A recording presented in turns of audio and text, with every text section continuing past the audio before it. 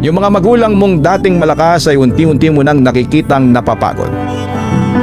Yung dating ikaw ang inaalagaan ngayon ay gusto mo nang ikaw naman ang mag-alaga.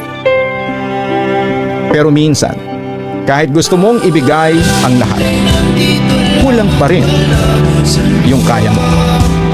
At yon yung pinakamasakit sa isang anak. Yung makita silang may kailangan pero hindi mo agad maibigay. Yung gusto mong bilhin lahat para sa kanila pero kailangan mo munang unahin, kumanin ang kaya lang ng bulsa mo. Minsan mapapaisip ka na lang, kailan kaya yung ako naman? Yung kaya mo nang sabihin sa kanila na pahinga na muna kayo. Kasi ang totoo ay hindi naman para sa sarili mo kaya ka lumalaban. Yun ay para sa kanila. Para masuklian kahit papaano lahat ng sakripisyong ginawa nila nung ikaw naman yung walang maibigay. At kung may isang dasal ang bawat mabuting anak, yun yung sana.